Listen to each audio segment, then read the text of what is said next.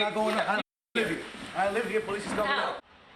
By now, you've probably seen our investigative reporter Dan Kraus' incredible stories about squatters in New York City and how people's homes are actually being taken over by these squatters. Well, since his investigation, we've received dozens of calls from people who are in similar situations, underscoring what a huge and unfair problem this has become. So today, right now, Dan is teaming up with his 7 on Your Side partner, Nina Pineda, to look at ways to protect your homes and keep squatters out. Yeah, we think this story is getting so much attention because for the first time, we're seeing a homeowner get arrested for defending her own property. And I didn't even know this. You know, squatters have rights after just 30 days. It's crazy. Just 30 days.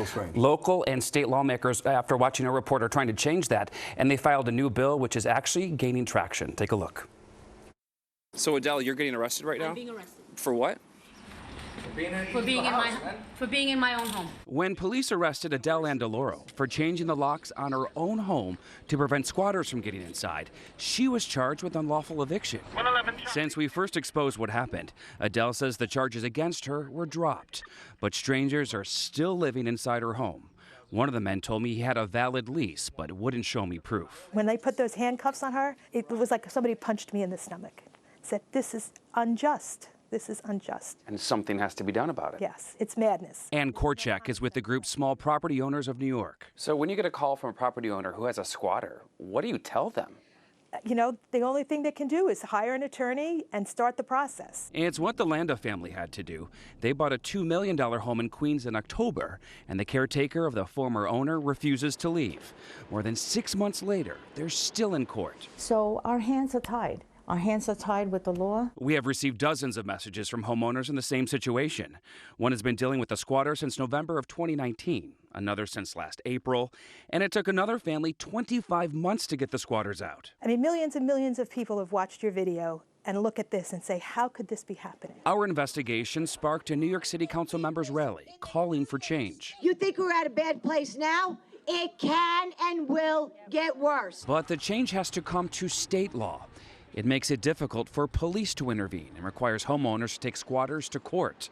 Assemblyman Jake Blumenkrantz's new bill would change that. Will make it so that someone who's trespassing, someone who is simply on the property as a squatter, will not be listed as a tenant within the law. They'd be simply a trespasser, and law enforcement can do their jobs and remove a trespasser, but they can't remove a tenant.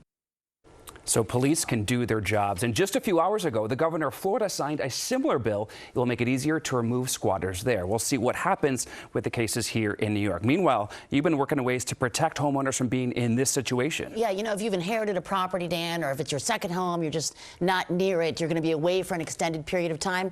The key to defending yourself in a squatting situation is to prove they shouldn't be there in the first place. Right. You know what I mean? So one of the first things you do, if you're leaving your property, let the police know it's going to be uninhabited. You know, report it to the local precinct. The goal is have record of proof the house is supposed to be empty. Alert your local precinct or your PD in writing, and then invest in a security or doorbell camera. The smart home tech has become really affordable. You can see who's at your front door. You can say, hey, get out of here. Or then you'll have a video proof of the recording.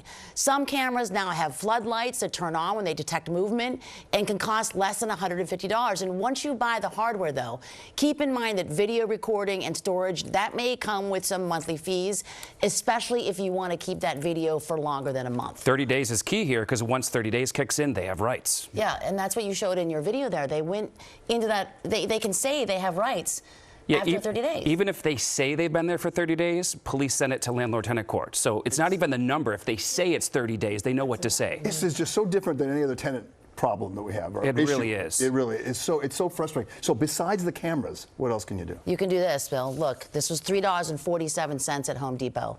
It is a no trespassing sign. You can put this up in your front door, on your property line, somewhere where you can see it from the street. But this is the catch.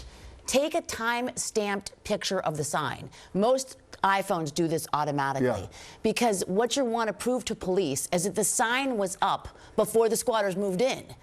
You know what I mean? So you have to show that time and date stamp. That's also why video security is so important. Yeah. You can show they broke in, entered illegally, and then you have helped take away their squatter rights. And we've heard from homeowners who use the sign with the camera to get out squatters, so we know it works. And look, a lot of people have second homes. They've got property. Maybe they've inherited something that's not really right in the town or neighborhood where they live. All of this makes a difference. Yeah, and that's when you should ask friends and family, hey, cruise by my house, you know, take a look, see if there's a car in the driveway, light on or off.